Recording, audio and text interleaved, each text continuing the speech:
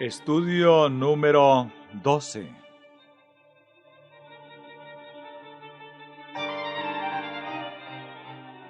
La última noche concluimos que a fin de poseer la justicia de Dios, que es la lluvia tardía, que es la preparación para el fuerte pregón, es imprescindible que tengamos la mente de Cristo. Solo así es posible. Ese es precisamente el consejo que se nos da en las Escrituras. Haya en vosotros el mismo sentir, mente, que hubo en Cristo Jesús. Filipenses 2, versículos 5 al 8. Según ese pasaje, ¿cuál es el efecto que produce la mente de Cristo? ¿A qué lo llevó a Él? A vaciarse de sí mismo. Cuando su mente esté en nosotros, ¿cuál será el efecto? El mismo, vaciarnos del yo. El primer pensamiento proporcionado por ese texto es que la mente de Cristo hace que se vacíe de sí mismo aquel que la posee. Cuando esa mente estuvo en Cristo, se vació de sí mismo. ¿Qué vino después? Dios lo llenó. Cuando esa mente que estuvo en Él está en nosotros, haciendo en nosotros lo mismo que hizo en Él, vaciarnos del yo, ¿qué va a ocupar el lugar? Dios en Cristo nos llenará. Entonces mora en nosotros Dios en Cristo.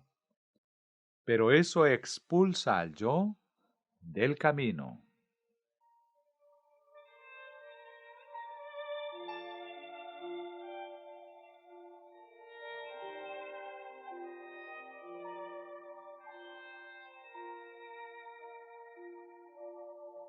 Para comenzar, ¿cuál es nuestra mente? La mente del yo. ¿Qué hace esa mente?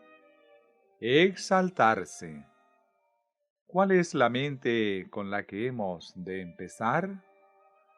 La mente natural.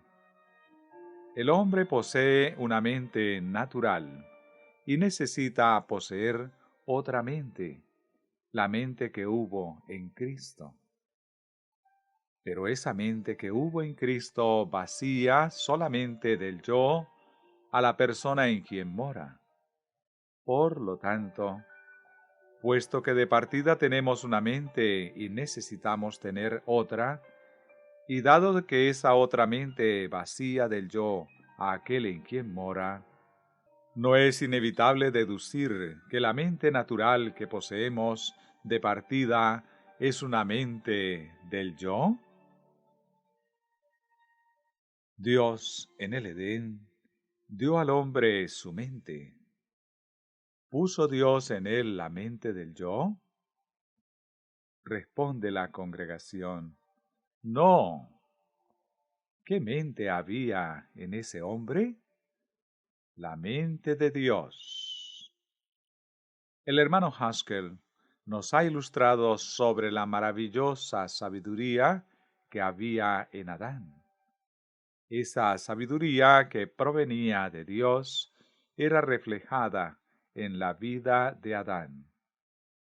Su mente, sus ideas, su esquema de pensamiento reflejaban al Hacedor.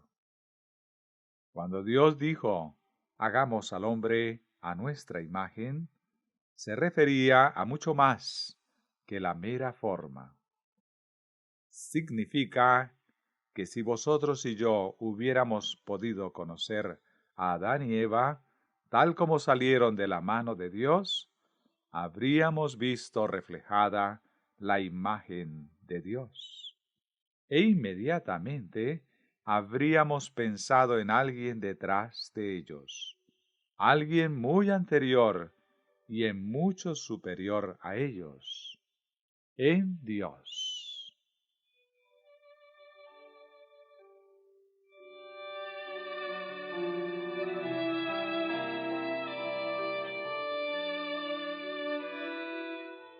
pero no permanecieron como Dios los había hecho. Dios les había hablado ciertas palabras, las palabras de Él, la expresión de su mente, su pensamiento concerniente a ellos. Si hubiesen recibido esas palabras, si hubiesen retenido esas palabras y los pensamientos de Dios en esas palabras, ¿la mente de quién habrían retenido? La de Dios. Cuando Satanás vino y les dijo otras palabras, expresando sus pensamientos y el producto de su mente, y ellos lo aceptaron y cedieron, ¿qué pensamiento recibieron? ¿Qué mente recibieron? Responde la congregación: la de Satanás. No tenemos por qué ir hasta las profundidades de la experiencia de Satanás. Bien sabemos lo que causó su caída. ¿Qué fue? El orgullo. Pero el yo está en la raíz del orgullo. Está en la raíz de cualquier mal.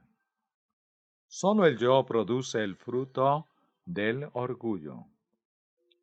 Satanás se miró a sí mismo antes de enorgullecerse de sí mismo.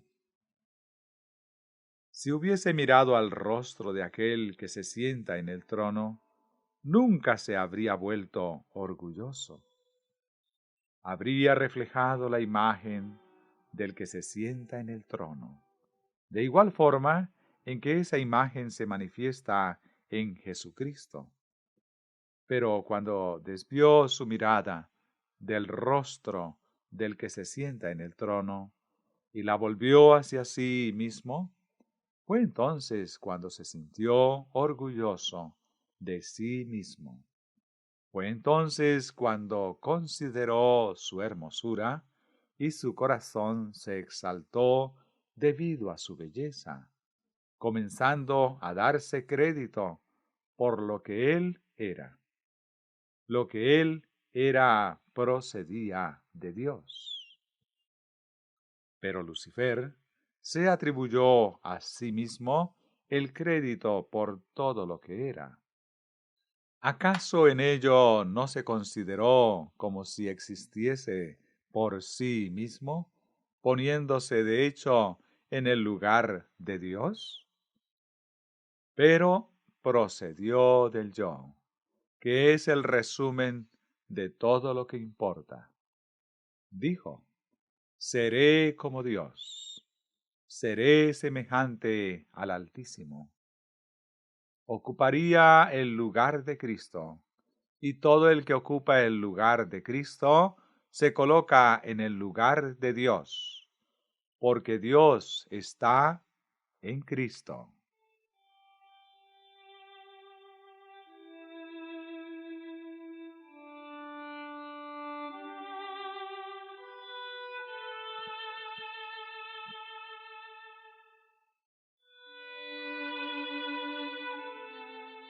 Siendo eso así, siendo esa la mente de Satanás, cuando vino a nuestros primeros padres y ellos recibieron esa mente, ¿de qué mente se trataba?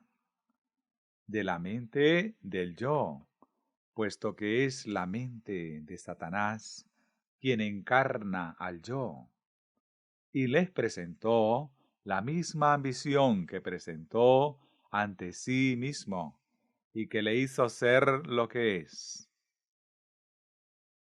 No moriréis, sino que Dios sabe que el día que comáis de él, serán abiertos vuestros ojos, y seréis como Dios, conocedores del bien y del mal. Cuando la mujer vio que el árbol era bueno para comer, agradable a los ojos y codiciable para alcanzar sabiduría. ¿Codiciable para qué? Para alcanzar sabiduría. para alcanzar sabiduría. ¿Como quién?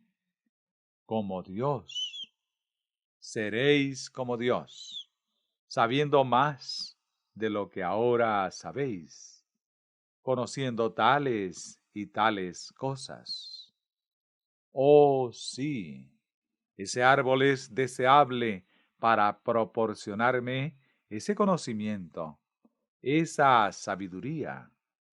Y ese árbol es el canal mediante el cual puedo alcanzar ese objetivo de ser como Dios.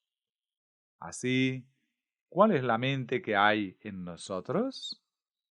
Responde la congregación. El yo. La mente natural es la mente de Satanás, la del yo.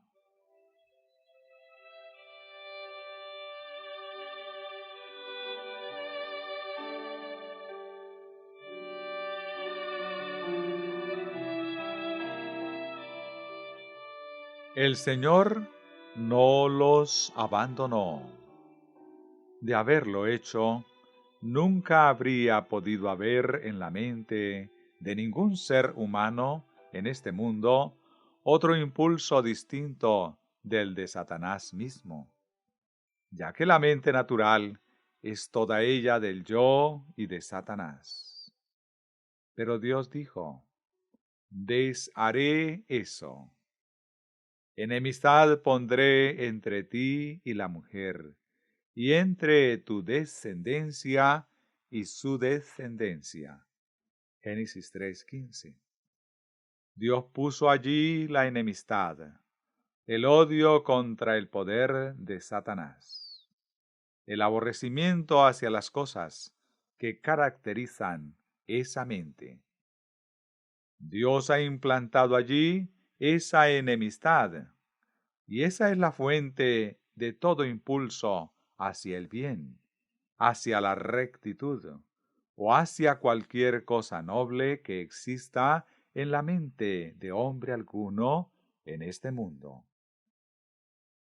Pero cuando Dios pone allí ese odio al mal, pone asimismo el deseo de algo superior al mal que aborrecemos. Pero, ¿qué es ese algo mejor? ¿Cuál es el objetivo de ese deseo? Dice la congregación. Jesucristo. Jesucristo y su presencia, la mente de Dios, vuelve al lugar del que fue desalojado. La imagen de Dios vuelve al lugar del que fue borrada por ese engaño de Satanás. Cristo es la imagen de Dios, la imagen expresa de su persona. Y cuando recibimos a Jesucristo en su plenitud, la imagen de Dios retorna al lugar que le corresponde. Por lo tanto, cuando Dios implanta esa enemistad, devuelve a la voluntad su libertad de elección, de forma que el hombre puede elegir esa otra mente. Se trata de la luz que alumbra a todo hombre que viene a este mundo. Si el hombre sigue esa luz, encontrará a Jesucristo, tal como hizo Abraham, Cornelio y cualquiera que haya seguido ese rayo de luz. Así, Él es el deseado de todas las gentes. Ageo 2:7. Ese es Cristo.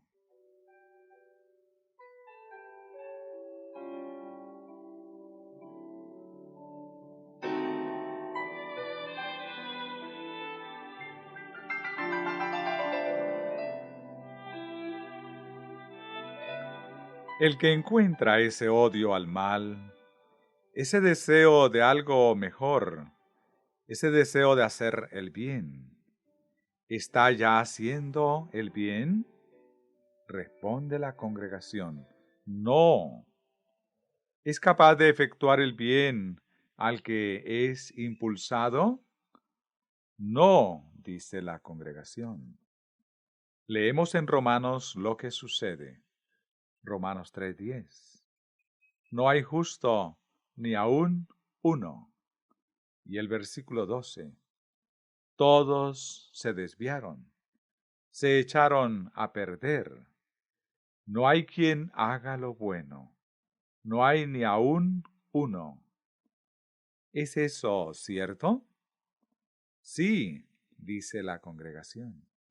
Entonces, ¿cómo podemos hablar de un pagano haciendo el bien? ¿Hace el bien? No hay quien haga lo bueno. No hay ni aún uno. Se escucha una voz. Si un hombre tiene a Cristo, puede hacer el bien. Pero si tiene a Cristo ya no es pagano. Estamos hablando de los paganos. No, incluso eso es innecesario. No necesitamos ir a los paganos a inquirir. Nos basta con ir a los judíos. Aquí hay uno que fue judío, como vosotros y yo. Romanos 7:14. Sabemos que la ley es espiritual, pero yo soy carnal, vendido al pecado. La mente carnal es la mente natural. ¿Qué mente es esa? La de Satanás, la del yo. Bien, leamos más. Lo que hago, no lo entiendo, pues no hago lo que quiero, sino lo que detesto. Eso hago. ¿Qué es eso que hace? ¿Aún detestándolo? ¿El bien? No, es el mal, la injusticia. ¿Qué es lo que quiere hacer? Responde la congregación. El bien. ¿Qué es lo que en realidad hace? El mal, contesta la congregación. ¿Qué es lo que detesta? El pecado. Detesta el mal, el error, la iniquidad. Pero, ¿qué es lo que hace? El mal, lo incorrecto.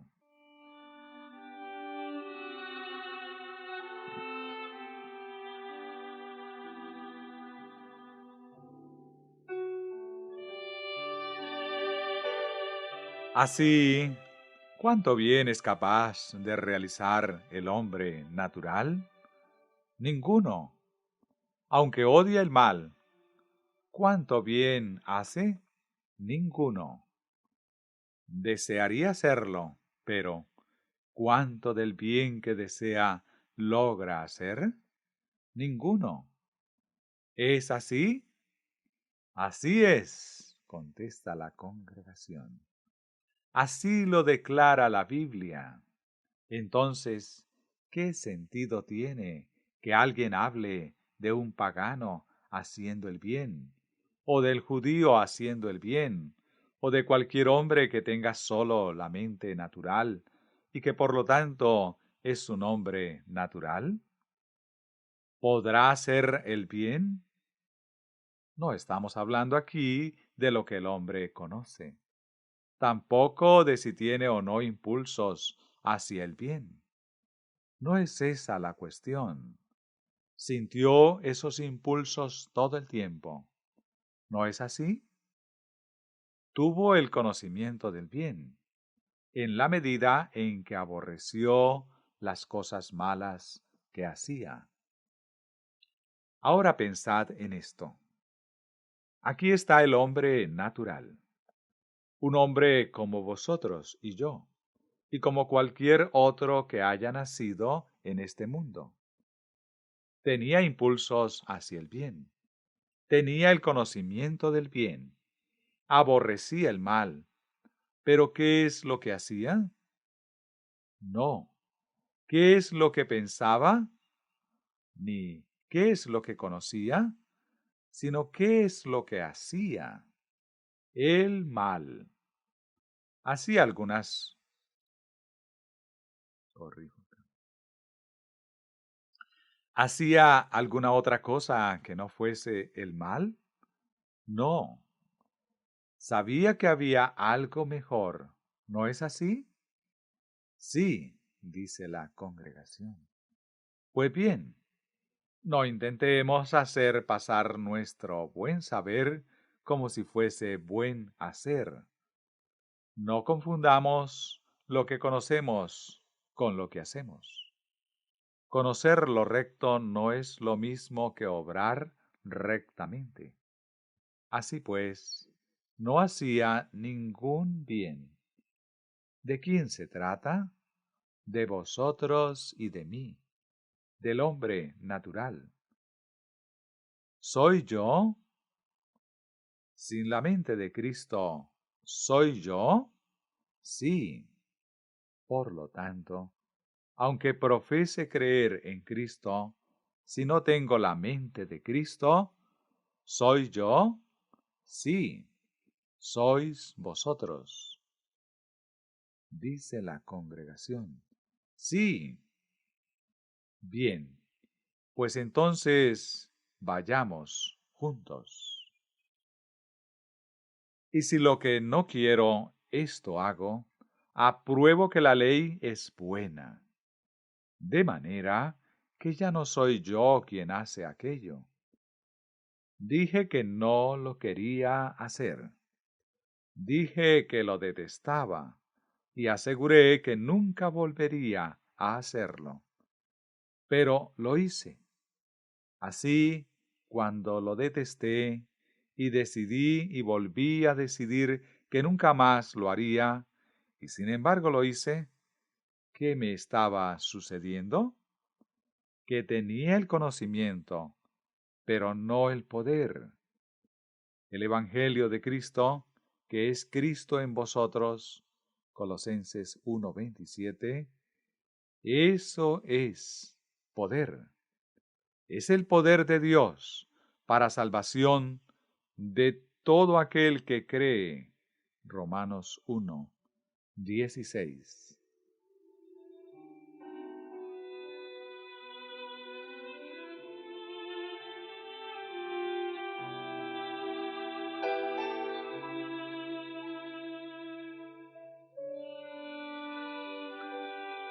Resulta, pues, que el hombre natural no es libre.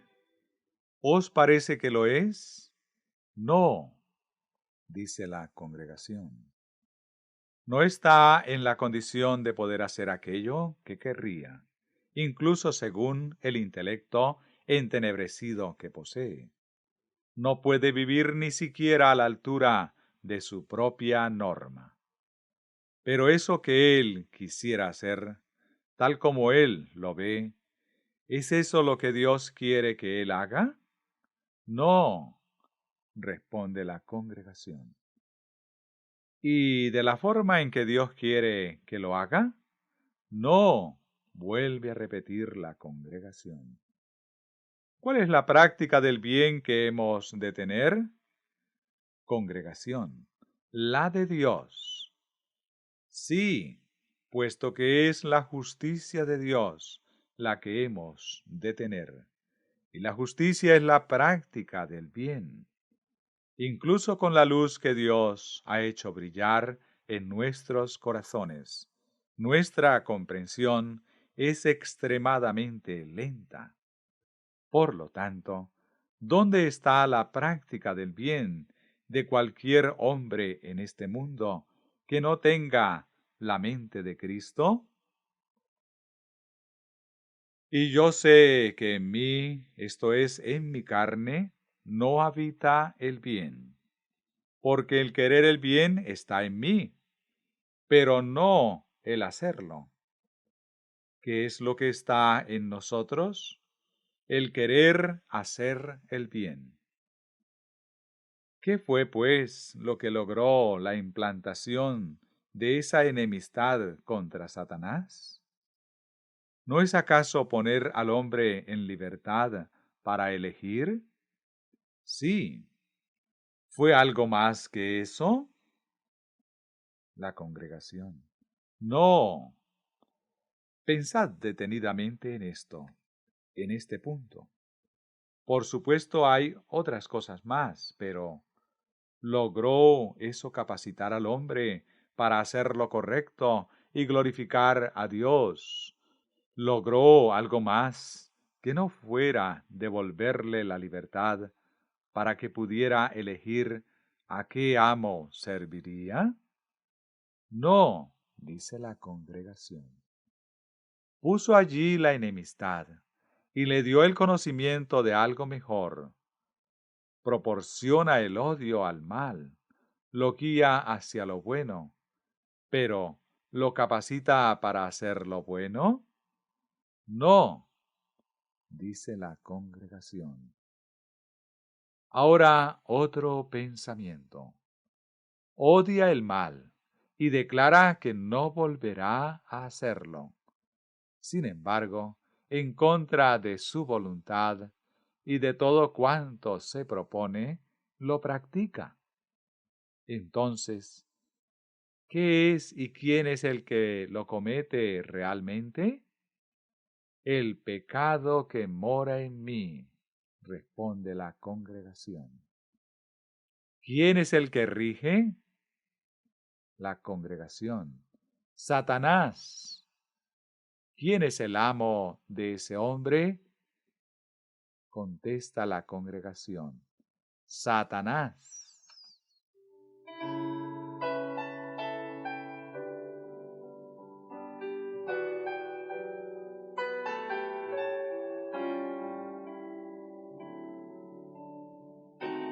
Cuando el hombre es liberado de esa mente carnal, de esa mente del yo y de Satanás, ¿quién controla su mente?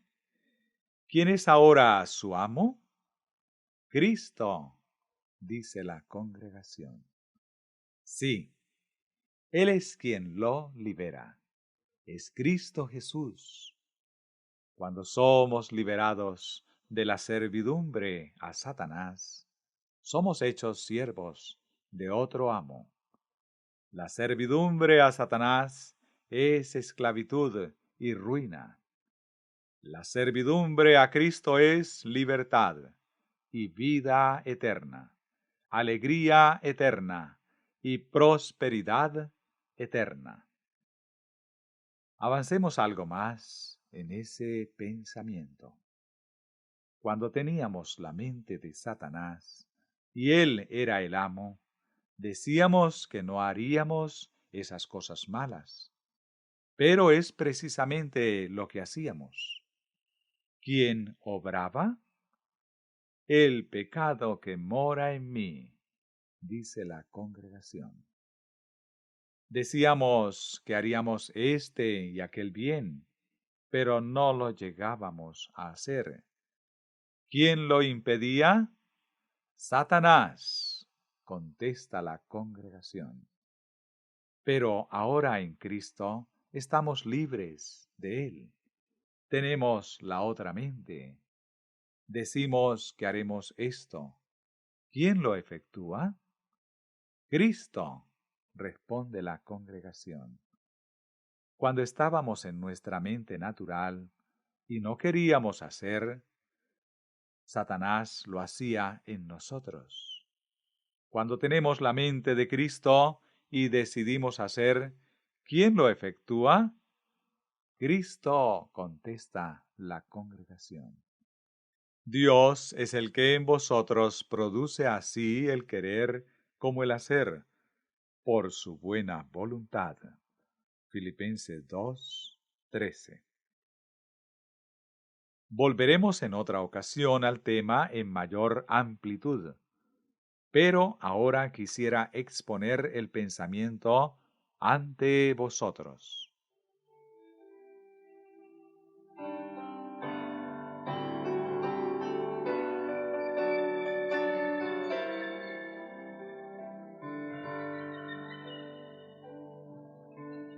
No hago el bien que quiero, sino el mal que no quiero, eso hago.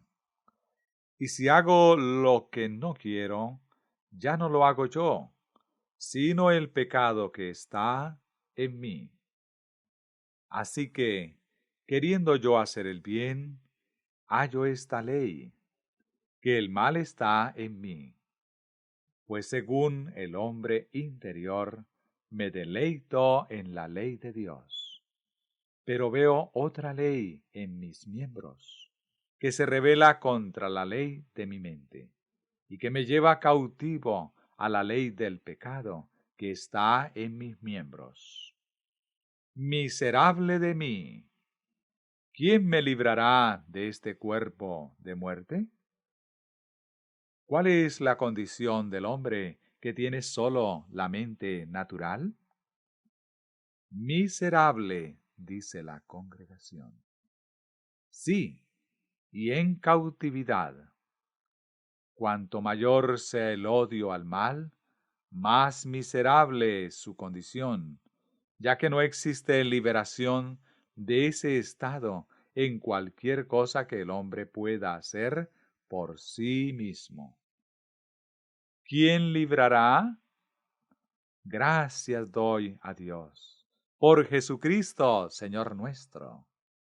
Ahora pues, ninguna condenación hay para los que están en Cristo Jesús, los que no andan conforme a la carne, sino conforme al Espíritu.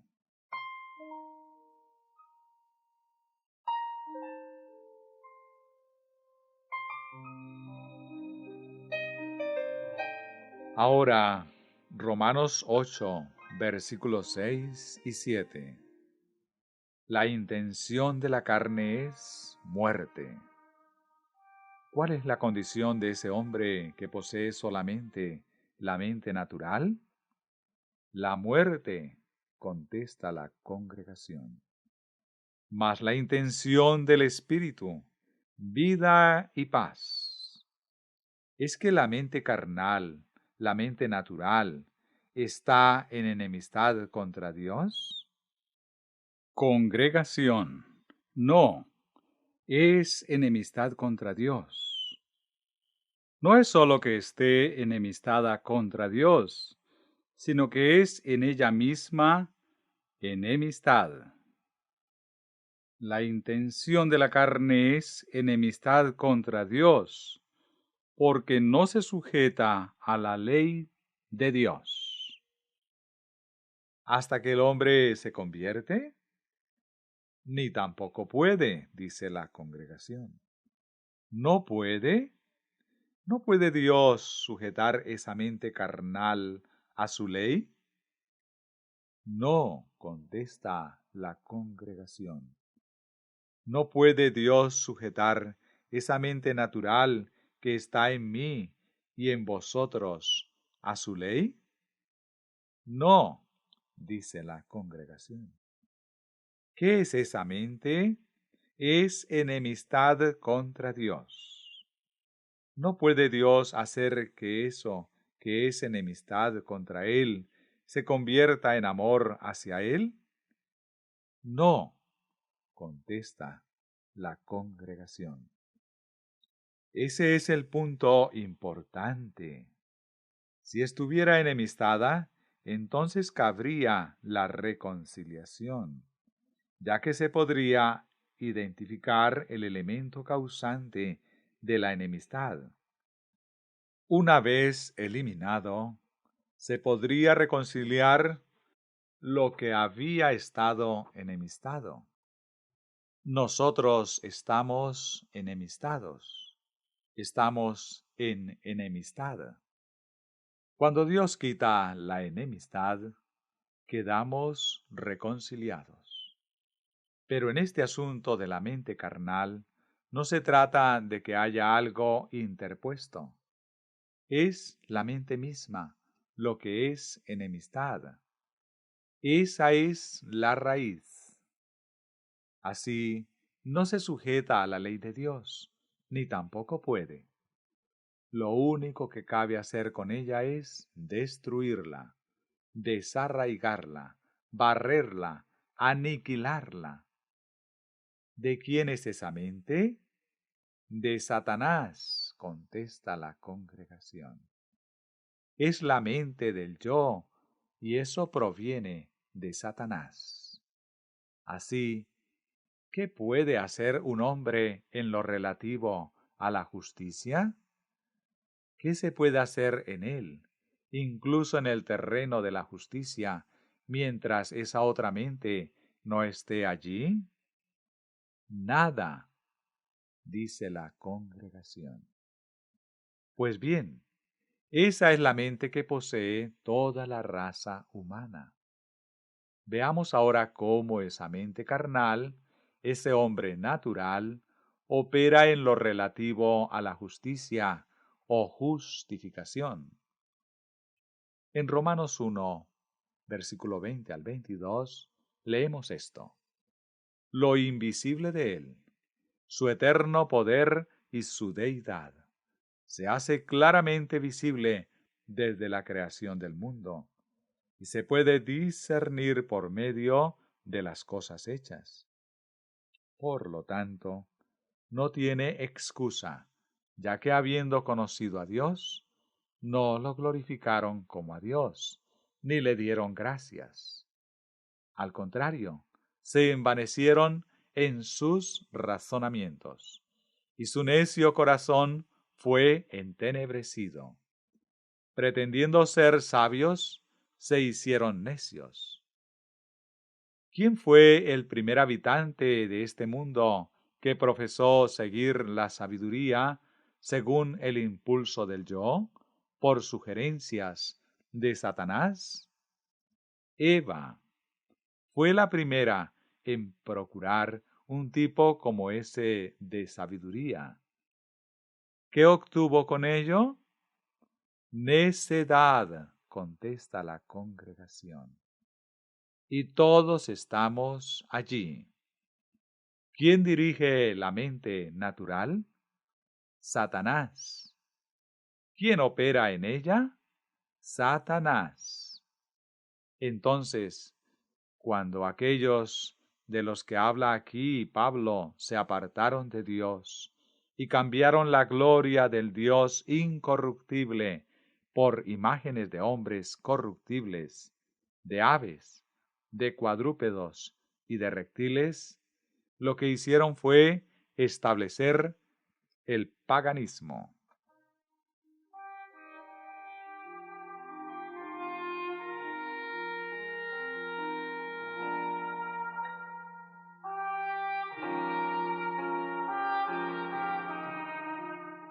En el capítulo 15 de Declive y Caída del Imperio Romano de Gibbon, leo, párrafo 17.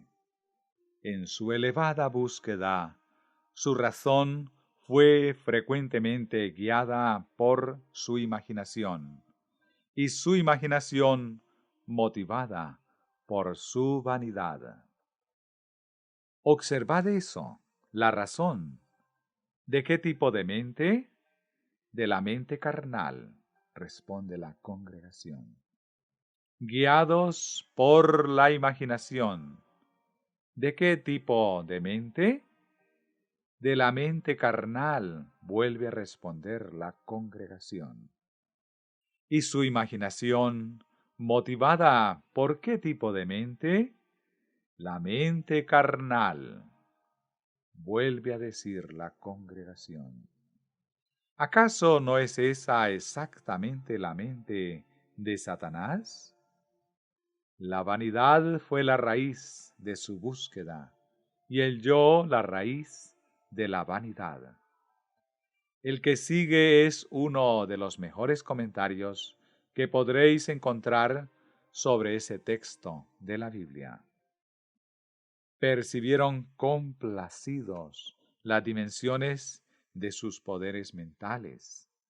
Ejercieron las diversas facultades de la memoria, la fantasía y el juicio, según las más profundas especulaciones, o las ocupaciones más importantes, reflejándolas en el deseo de fama, lo que los transportó a las edades futuras, mucho más allá de los límites impuestos por la muerte y el sepulcro.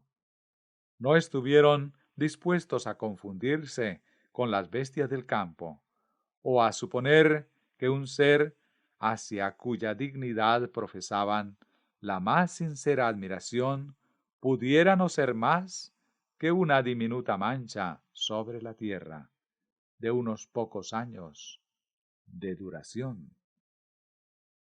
¿Qué es lo anterior sino una descripción de la carrera que emprendió Satanás? Su imaginación motivó a su raciocinio, y su vanidad motivó a su imaginación. Vio con complacencia las dimensiones de los poderes de su propia mente. Su deseo de fama eclipsó a su anterior búsqueda de la gloria de Dios, y no estuvo dispuesto a aceptar que un ser, él mismo, hacia cuya dignidad tan sincera admiración cultivaba, pudiera ser confinado y subordinado a un lugar en el universo de Dios. ¿No es esa una descripción exacta de la raza humana en su paganismo, según la pluma de un filósofo, según el punto de vista meramente del hombre? ¿Podéis imaginar una descripción más clara del proceder de Satanás en su curso original? Animado por esa favorable impresión, convocó en su ayuda a la ciencia, o más bien al lenguaje de la metafísica. Descubrieron pronto que, puesto que ninguna de las propiedades de la materia se aplicaban a las operaciones de la mente, el alma humana debía en consecuencia ser una substancia distinta del cuerpo, algo puro, simple y espiritual, no sujeto a la disolución, susceptible de un grado mucho mayor de virtud y felicidad, tras haberse liberado de su prisión corporal. A partir de esos sofisticados y nobles principios, los filósofos que andaban en las huellas de Platón dedujeron una conclusión muy injustificada, puesto que aseveraron no sólo la futura inmortalidad, sino la eternidad pretérita del alma humana, que estuvieron prestos a considerar como una porción del Espíritu Infinito que existe por sí mismo, el cual impregna y sustenta el universo.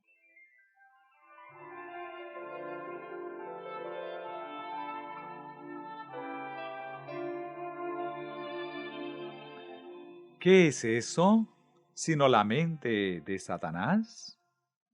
Existir por él mismo como Dios, ser igual a Dios.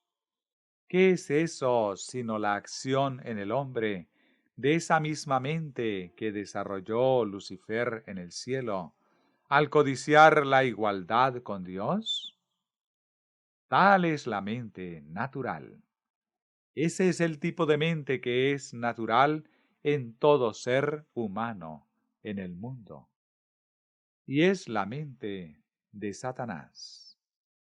Se trata de la operación de esa mente natural en abierto y desafiante paganismo.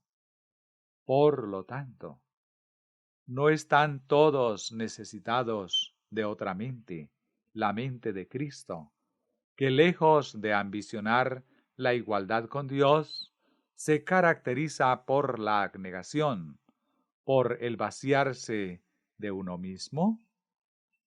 Por eso Dios lo exaltó hasta lo sumo. Filipenses 2, versículos 5 al 8.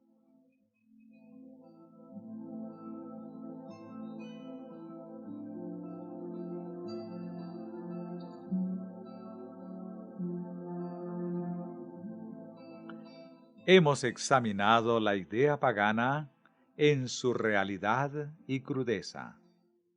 Analicemos ahora eso mismo, tal como se lo presenta ante el mundo, bajo el disfraz de justificación por la fe. Y es así como se manifiesta en el papado, dado que el papado es la encarnación misma de Satanás y su mente del yo. Se opondrá y exaltará contra todo lo que se llama Dios o que se adora. Segunda de Tesalonicenses, capítulo 2, versículo 4. Y todo ello bajo el nombre y la forma del cristianismo, a modo de falsificación de la verdad. Tengo un libro titulado Creencia Católica. Lleva el sello John Cardinal McCloskey, arzobispo de Nueva York, y Henricus Eduardus Carr, Archiep, West Monastery, lo ha escrito. El muy reverendo Joseph Fa Di Bruno, D.D., rector general de la Sociedad Pía de las Misiones, Iglesia del Santísimo Salvatore en Onda, Ponte Sisto, Roma, y la Iglesia Italiana de San Pedro, Hatton Garden, Londres, editado por el reverendo Louis A. Lambert, autor de Notes on y Gerson, etc. Llega con la aprobación de la jerarquía en este país. Leeré algunas cosas de él, y a fin de que podáis tener ambas, la verdadera justificación por la fe y la falsificación de la misma, una al lado de la otra. Leeré también lo que Dios dice en el camino a Cristo. También está en los testimonios y en toda la Biblia. Quiero que conozcáis cuál es la idea católica romana sobre la justificación por la fe, ya que he tenido que hacerle frente entre profesos adventistas del séptimo día en los pasados 4 años. Esas cosas, esas mismas expresiones que contiene el libro católico que os traigo acerca de la justificación por la fe y de cómo obtenerla, son las mismas expresiones que profesos adventistas del séptimo día me han manifestado como siendo justificación por la fe. Quiero saber cómo podemos vosotros y yo llevar un mensaje a este mundo, advirtiéndole contra la adoración de la bestia, mientras que abrazamos en nuestra propia profesión las doctrinas de la bestia. ¿Será eso posible? No, contesta la congregación. Así, llamo esta noche vuestra atención a fin de que podáis verlo tal cual es. Y de ese modo, viendo de qué se trata, viendo que es papal, que es de la bestia, lo desechéis totalmente, incluso si no estáis preparados para creer en la justificación por la fe. Incluso aunque no podáis verla, tal como sucede a algunos, de la forma en que Dios la da. Si queda demostrado que es papal, espero que aquellos que la han sostenido o expresado de algún modo estén dispuestos a desecharla. Leo en la página 74 del libro. En el caso de las personas mayores, se requiere ciertas disposiciones de parte del pecador, a fin de que esté preparado para obtener esa gracia habitual y permanente de la justificación. Se ha de preparar a sí mismo para ello. Tiene que hacer algo a fin de estar preparado para recibirla. Tras leer las declaraciones de ese libro, Leeré también las opuestas. Así leo ahora en la página 31 del Camino a Cristo. Si percibís vuestra condición pecaminosa, no aguardéis hasta haceros mejores a vosotros mismos. ¿Cuántos hay que piensan que no son bastante buenos para ir a Cristo? ¿Esperáis haceros mejores por vuestros propios esfuerzos? Únicamente en Dios hay ayuda para nosotros. No debemos permanecer en espera de persuasiones más fuertes, de mejores oportunidades o de tener un carácter más santo. Nada podemos hacer por nosotros mismos. Debemos ir a Cristo tales como somos. Id a Él con vuestra alma manchada, tal cual está. Página 34. También Romanos 4:5. Eso es justificación por la fe. Lo precedente era justificación por las obras. Esto es de Cristo, aquello del diablo. Una es la doctrina de Cristo sobre la justificación por la fe, la otra es la del diablo. Y es tiempo de que los adventistas del séptimo día lo comprendan. Amén, dice la congregación.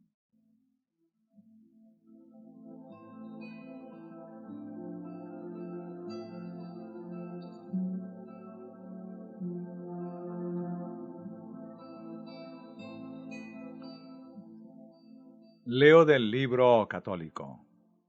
Un hombre puede disponerse a sí mismo solo mediante la ayuda de la gracia divina, y las disposiciones que muestra no efectúan ni merecen de ningún modo la justificación. Sirven solo para prepararlo para ella. No, no creo en la justificación por las obras. Pero hemos de hacer algo a fin de estar preparados para la justificación. Hemos de mostrar nuestras buenas intenciones. Hemos de tomar ciertas resoluciones saludables antes de comenzar. Nos hemos de preparar para la justificación. ¿Qué dice Dios? Leo en la página 35 y 36 del Camino a Cristo. Por su tierno amor, Dios está atrayendo así los corazones de sus hijos errantes. Ningún padre, según la carne, podría ser tan paciente con las faltas y los yerros de sus hijos como lo es Dios con aquellos a quienes trata de salvar. ¿Cuál es su actividad? Trata de salvar. Ese es el camino de Dios. Oh, no. Espera hasta que el hombre se prepara a sí mismo para ser salvo. Ese es el camino de Satanás. Sigo leyendo en el Camino a Cristo. Nadie podría arguir más tiernamente con el pecador. Jamás enunciaron los labios humanos invitaciones más tiernas que las dirigidas por él al extraviado. Todas sus promesas, sus amonestaciones, no son sino la expresión de su amor inefable. Cuando Satanás acude a decirte que eres un gran pecador, alza los ojos a tu Redentor y habla de sus méritos. Lo que te ayudará será mirar su luz. Reconoce tu pecado, pero di al enemigo que Cristo Jesús vino al mundo para salvar a los pecadores. Primera de Timoteo 1:15. Y que puedes ser salvo por su incomparable amor. Eso es justificación por la fe. Aquello, justificación por las obras. Esto es de Jesucristo, aquello de Satanás. En este libro católico sigue a continuación una serie de cosas que uno debe hacer a fin de tener esas disposiciones. Un acto de fe, un acto de temor de Dios, un acto de esperanza, un acto de arrepentimiento, una resolución de aproximarse al sacramento de la penitencia. Esas son cosas que preparan a uno para ser justificado, a fin de ser salvo.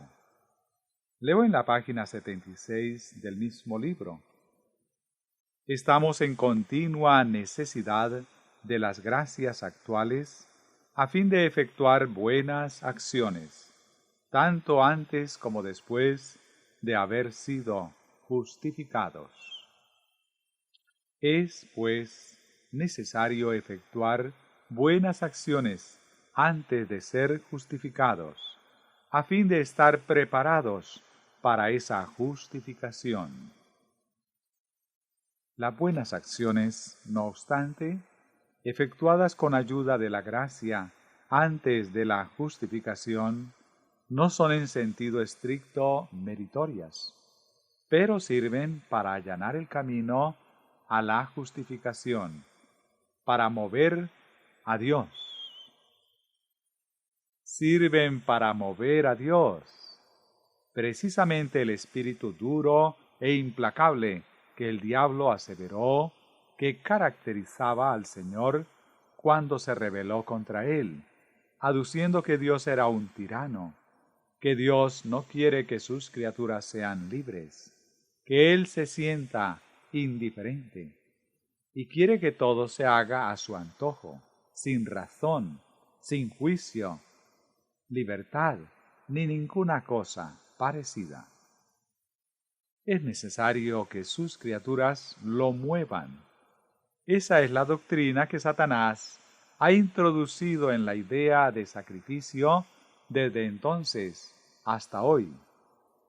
Dios instituyó sacrificios para mostrar lo que Dios está dispuesto a hacer a favor del hombre, que Dios hace un sacrificio por él. Pero Satanás lo tergiversó, y según él, el hombre ha de efectuar eso a fin de poner a Dios de buen humor. Dios está airado contra él y deseoso de castigarlo, y hemos de recurrir al sacrificio para apaciguarlo, de forma que no nos hiera. Hemos de moverlo a justificarnos. Veamos lo que el Señor nos dice al respecto en el camino a Cristo. Páginas 53 y 54. Refiriéndose a la parábola del Hijo Pródigo y a cómo, estando aún lejos, el Padre tuvo compasión de él y corrió a abrazarlo.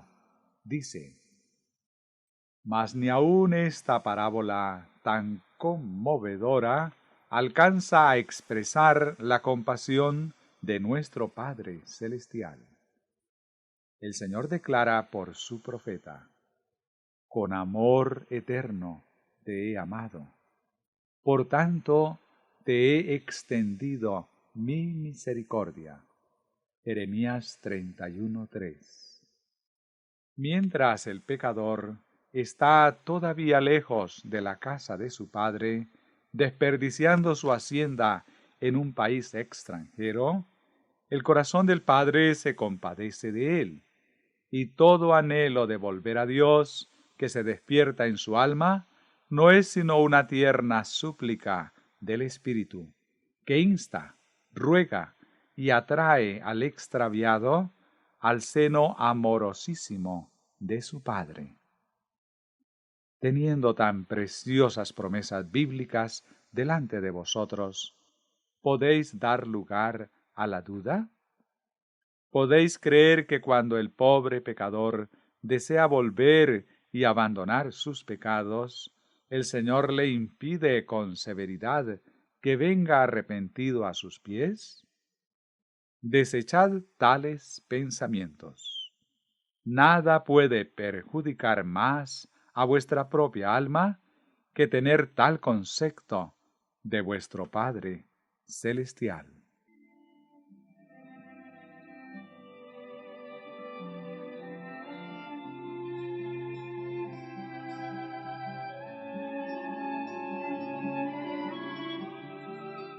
¿Quién procura perjudicar nuestras almas? Satanás, dice la congregación.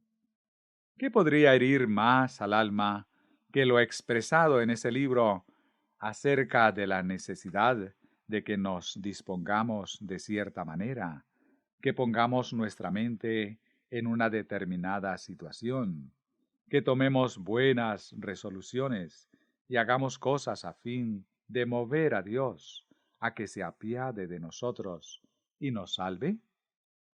¿Qué podría herir más el alma que pensar que Dios rechaza al pecador hasta que la pobre alma perdida hace algo para moverlo? ¿Qué creencia podría sostener una persona que fuera más dañina que esa?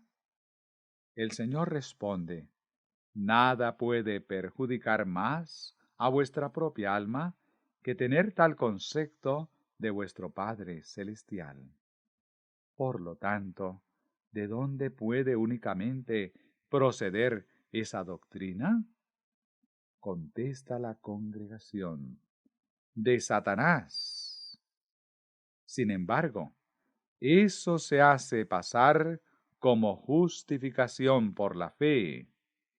No hay ahí fe alguna. Desechadlo, dice el Señor, y que todos puedan decir amén. Leo de creencia católica. Pero si, con la asistencia de la gracia actual, la persona que está en un estado de gracia justificadora hace buenas obras, son aceptables a Dios y merece un incremento en la gracia en la tierra y de la gloria en el cielo. ¿Qué dice el Señor? Leemos en El Camino a Cristo, página 57. El capítulo se titula La prueba del discipulado. En español, ¿cómo lograr una magnífica renovación? Está hablando a los que son discípulos, a los mismos a los que se refería el otro libro. ¿Qué dice? Si bien no podemos hacer cosa alguna para cambiar nuestro corazón, ni para ponernos en armonía con Dios, si bien no debemos confiar para nada en nosotros mismos, ni en nuestras buenas obras, nuestra vida demostrará si la gracia de Dios mora en nosotros. ¿Veis entonces que cuando Dios está allí, se da a conocer a sí mismo por medio nuestro? Pero según la idea de Satanás, cuando hemos logrado que el Señor se convierta de su intransigencia, hacemos alguna buena obra que merece, que es meritoria, y entonces podemos estar salvos en este mundo, gozando aquí de un incremento en la gracia y de la gloria en el cielo. Ese es el fundamento mismo de los méritos de los santos, de donde el Papa deriva la concesión de indulgencias para beneficio de quienes no tienen por ellos mismos méritos en cantidad suficiente. Todo esto que he leído del libro católico está en un capítulo sobre la justificación, predicación de la doctrina verdadera sobre la justificación. Aquí, en la página 365, analiza la doctrina de la justificación por la fe para condenarla, tal como la creen los protestantes. Veamos, hermanos, si seremos protestantes o católicos. si hemos de ser cristianos o papistas, si creemos en Cristo o en Satanás.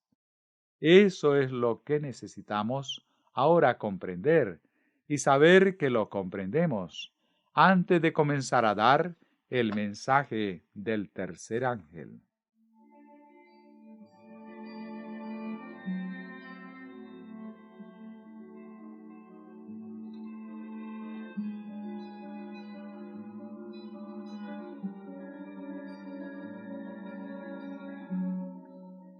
Leo.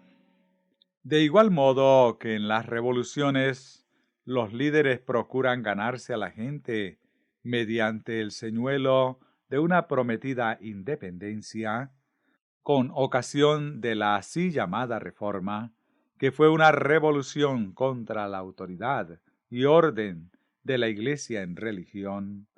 Es evidente que fue el objetivo de los reformadores el seducir al pueblo con el pretexto de hacerlos independientes de los sacerdotes, en cuyas manos colocó nuestro Salvador la administración de los 7 sacramentos de perdón y de gracia. Comenzaron pues por descartar 5 de esos sacramentos, incluyendo el de la ordenación, según el cual son ordenados los sacerdotes, y el sacramento de la penitencia, en el que se otorga el perdón de los pecados al penitente. Redujeron entonces, evidentemente, a un mero asunto de forma los 2 sacramentos que profesaron retener, que son el santo bautismo y la santa Eucaristía, a fin de lograr ese rechazo y para capacitar a cada individuo a prescribir por sí mismo y procurar por sí mismo el perdón de los pecados y la gracia divina, independientemente de los sacerdotes. ¿Es esa doctrina verdadera? ¿Es cierto que el humano puede acudir a Dios por sí mismo, independientemente de los sacerdotes? Sí, contesta la congregación. ¿Qué dice el Señor? Leamos en El Camino a Cristo, página 101. Las relaciones entre Dios y cada una de las almas son tan claras y plenas como si no hubiese otra alma por la cual hubiera dado a su Hijo amado. Gracias al Señor. Vuelvo a leer del libro católico.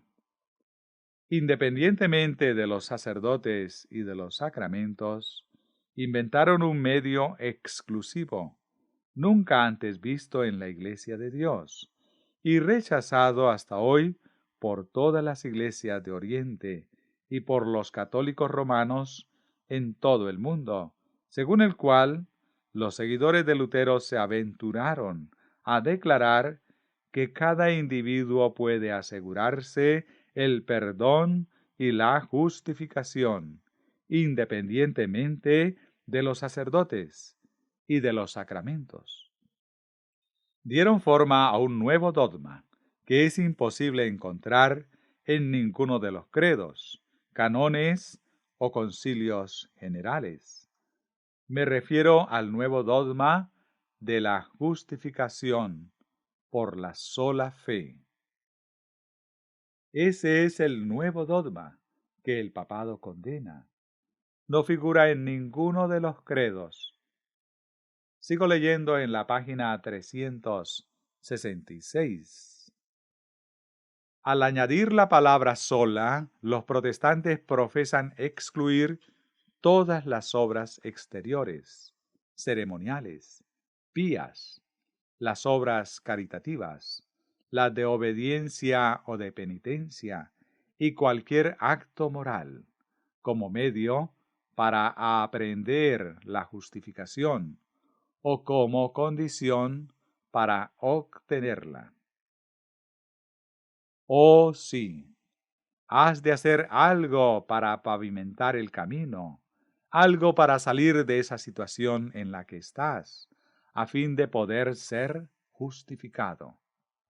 Te has de elevar por ti mismo parcialmente, y entonces el Señor resultará movido y te recibirá y justificará.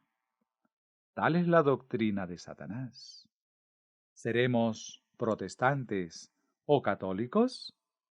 Esa es la pregunta. Y responde la congregación: protestantes. Proclamaremos el mensaje del tercer ángel que advierte contra la adoración de la bestia y de su imagen.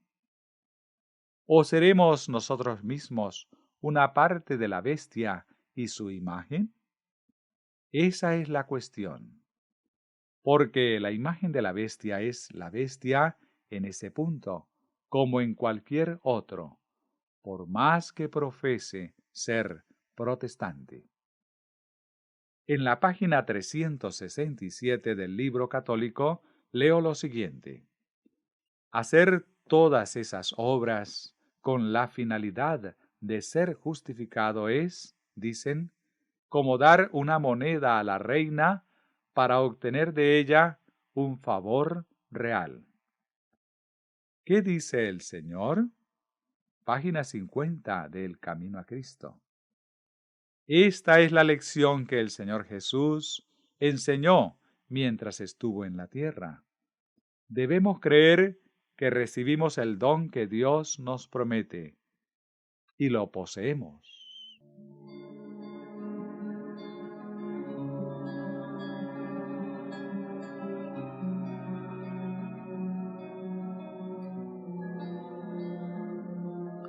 ¿Cuál de esas dos declaraciones es cristiana? La segunda, contesta la congregación. Pero la Iglesia Católica dice que eso es protestantismo. Y es cierto. Alabado sea el Señor. Leo más del libro católico. Ven tal como eres, añaden. Es imposible que resultes demasiado malo para Jesús. Gracias a Dios porque esa no sea la doctrina católica. Gracias a Él porque no forma parte de la bestia o su adoración, ni de la imagen de ella. Reunámoslas. ¿Qué dice el Señor? Página 31 del Camino a Cristo. No podemos hacer nada por nosotros mismos. Debemos ir a Cristo tales como somos. Ahora en la página 52.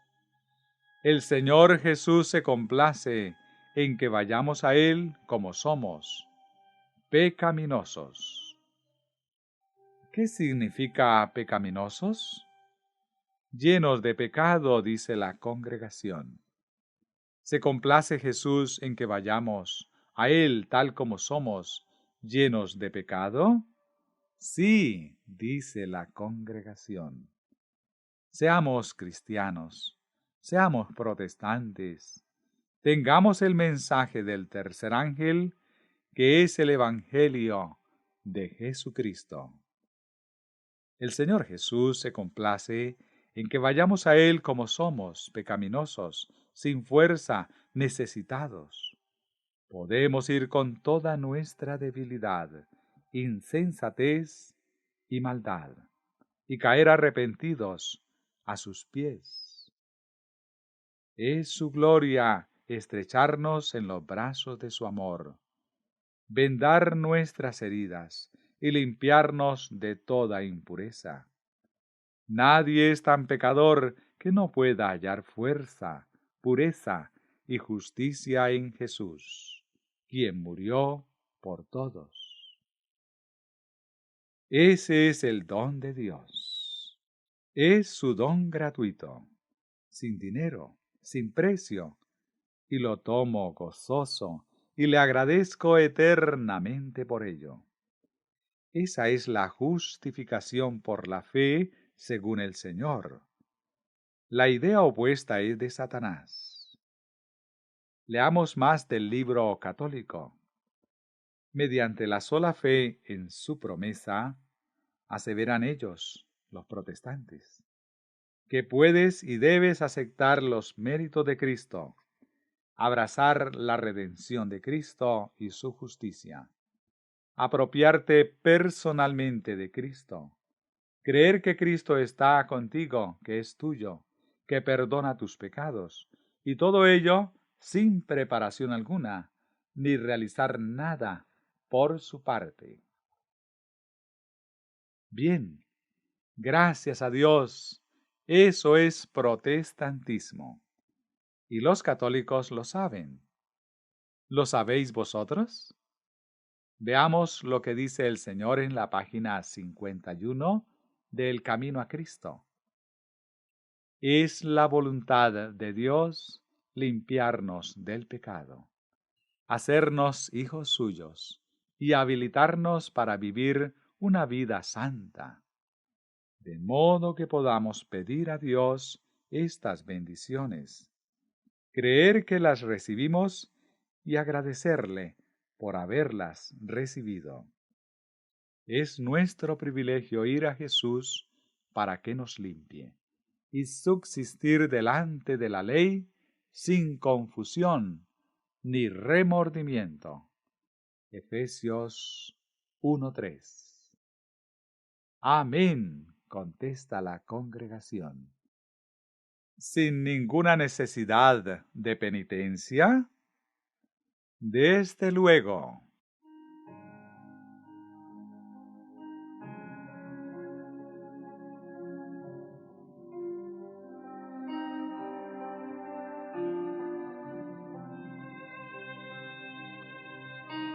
Vuelvo a leer del libro católico, que intenta presentar como absurda la postura protestante. De hecho, por más deficiente que pueda ser en toda otra disposición requerida por los católicos, y por más cargado de pecados, si confías solamente en que Jesús perdonará tus pecados y te salvará, en esa sola confianza serás perdonado, personalmente redimido, justificado y colocado en un estado de salvación. Leamos ahora en las páginas 35 y 36 del Camino a Cristo. Cuando Satanás acude a decirte que eres un gran pecador, alza los ojos a tu Redentor y habla de sus méritos. Lo que te ayudará será mirar su luz. Reconoce tu pecado, pero di al enemigo que Cristo Jesús vino al mundo para salvar a los pecadores. Primera de Timoteo 1:15. Y que puede ser salvo por su incomparable amor. El Señor Jesús hizo una pregunta a Simón con respecto a dos deudores. El primero debía a su Señor una suma pequeña y el otro una muy grande. Pero él perdonó a ambos. Y Cristo preguntó a Simón, ¿qué deudor amaría más a su Señor? Simón contestó, aquel a quien más perdonó. Lucas 7:43. Hemos sido grandes deudores, pero Cristo murió para que fuésemos perdonados. Los méritos de su sacrificio son suficientes para presentarlos al Padre en nuestro favor. ¿Lo son? Contesta la congregación. Sí. Hay muchas más cosas en ese libro que no tomaremos el tiempo en leer ahora. Más adelante define lo que es la fe. Considerad cuidadosamente el asunto, porque he encontrado a muchos que creen que lo que este libro católico llama fe es realmente fe. Página 368. La palabra fe en la Escritura algunas veces significa confianza en la omnipotencia y bondad de Dios, en que Él puede y está deseoso de cuidarnos o beneficiarnos mediante alguna interposición milagrosa. Se refiere sobre todo a verdades reveladas y significa creencia en ellas como tales. Nadie en el mundo tiene derecho a dar a la palabra fe un significado nuevo y tomarla, por ejemplo, significando confianza en Jesús para ser personalmente salvo, mediante esa sola confianza, a no ser que Jesucristo o los apóstoles hubieran atribuido claramente en alguna ocasión un significado tal a la palabra fe, y hubieran enseñado la doctrina de la confianza en Cristo para la salvación personal como único requisito para la justificación.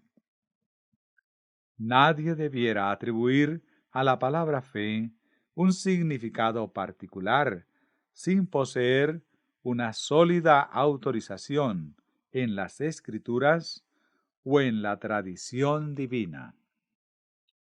En muchos pasajes de las Escrituras, en los que se habla con llaneza de la fe salvadora, fe no significa confianza en Cristo para la salvación personal, sino evidentemente una firme creencia en que Jesús es el Mesías, el Cristo, el Hijo de Dios, que lo que el Evangelio registra sobre él es cierto, y que lo que él enseñó es cierto.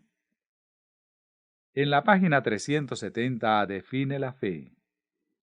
Esos textos, referidos todos ellos a la fe salvítica, prueban más allá de toda duda que no es confianza en Cristo para la salvación personal, sino la fe del credo, la fe en las verdades reveladas. Según lo anterior, ¿qué es fe? La fe del credo.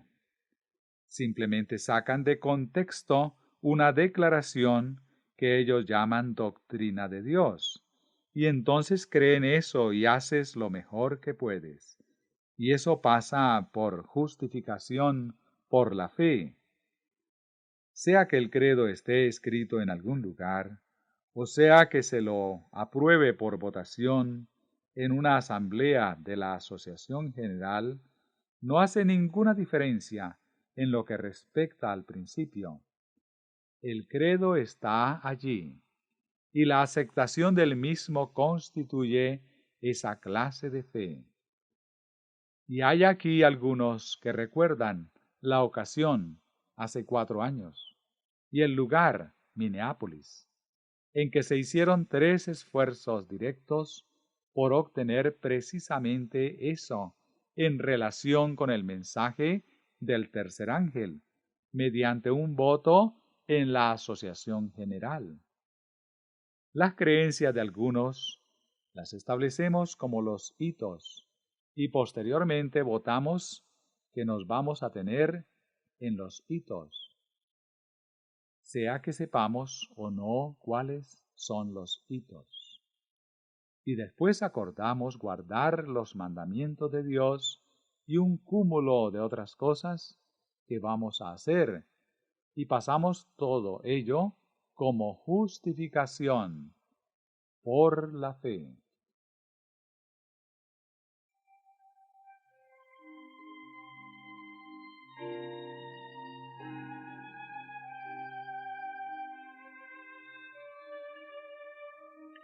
¿Acaso no se nos habló en aquella ocasión de que el ángel del Señor dijo: no deis ese paso? ¿No comprendéis lo que eso encierra? No puedo tomar el tiempo en deciros lo que eso encierra. Pero el ángel dijo: no lo hagáis. En ello estaba el papado. Eso es lo que el Señor estaba intentando decirnos y quería que comprendiéramos. El papado estaba en eso. Era como ha sucedido Era como ha sucedido en toda otra iglesia que haya salido del papado. Corrieron durante un tiempo por la fe en Dios y después establecieron alguna idea humana de doctrina y votaron mantenerse ahí.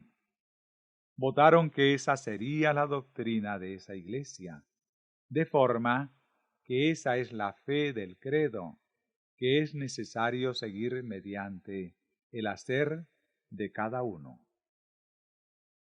¿Hay aquí alguien de los que estuvieron en aquella ocasión que no pueda ahora ver lo que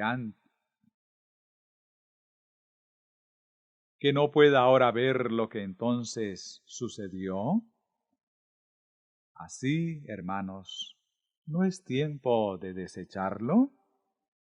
El ejercicio de la fe genuina nos crucificará con Jesucristo. Causará una muerte al pecado, como la que jamás soñamos en nuestras vidas.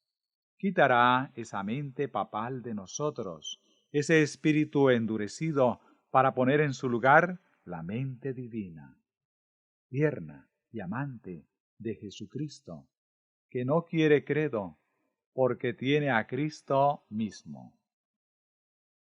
Bien, permitidme que os lea en este libro algo más, y luego en este otro su contraparte. Se diría que esos libros están escritos el uno para el otro. Hermanos, ¿cuál de los dos seguiremos? Os recomiendo seguir el camino a Cristo. Eso es lo que es, y una vez que lo transitáis, es el camino con Cristo. Repito del libro católico.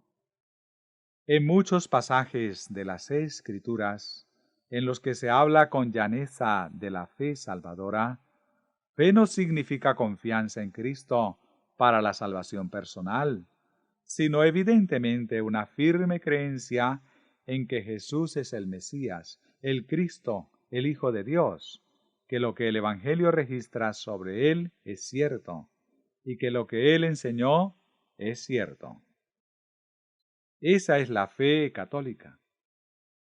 ¿Cuál es la idea verdadera cuando la definición de que el Señor da?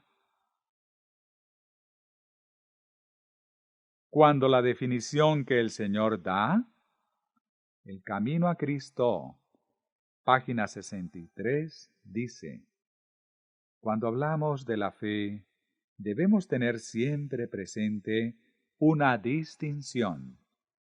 Hay una clase de creencia enteramente distinta de la fe.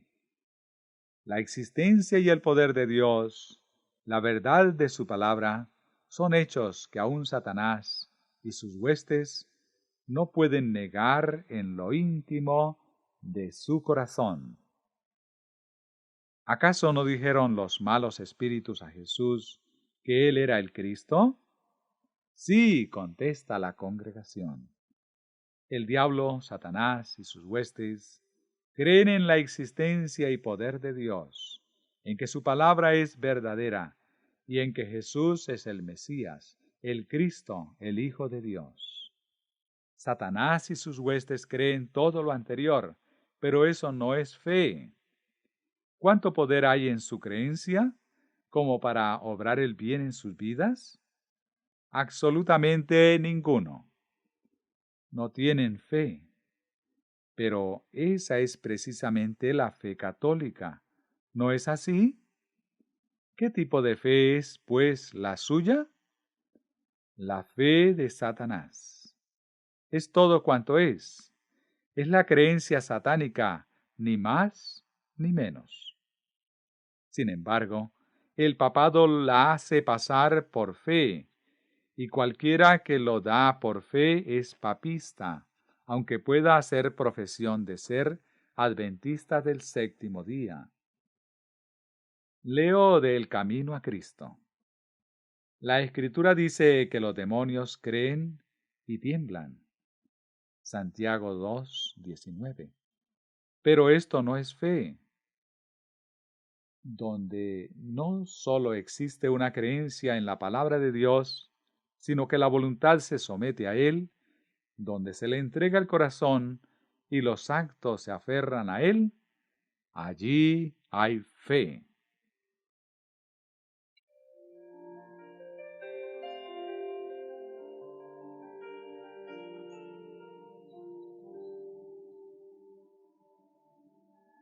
Esa es la verdad de la fe que justifica.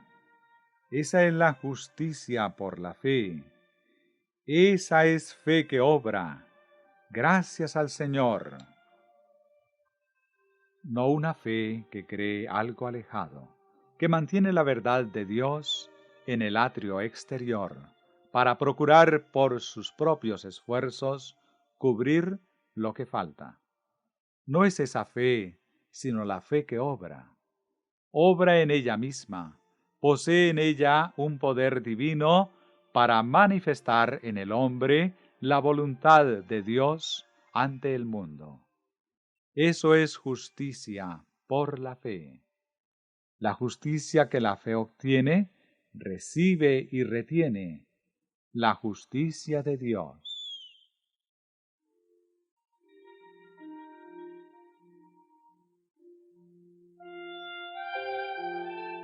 Continúo leyendo del camino a Cristo. Allí hay fe, una fe que obra por el amor y purifica el alma. Mediante esa fe el corazón se renueva conforme a la imagen de Dios. No necesito leeros más, pues lo leído basta para mostrar el contraste, y la hora es ya avanzada. Lo presentado evidencia que la doctrina papal sobre la justificación por la fe es doctrina de Satanás. Se trata sencillamente de la mente natural dependiendo del yo, obrando por sí misma, exaltándose a sí misma, cubriéndolo todo con una profesión de creer en esto, en aquello y en lo demás allá, pero careciendo del poder de Dios. Por lo tanto, hermanos, que quede para siempre desarraigada.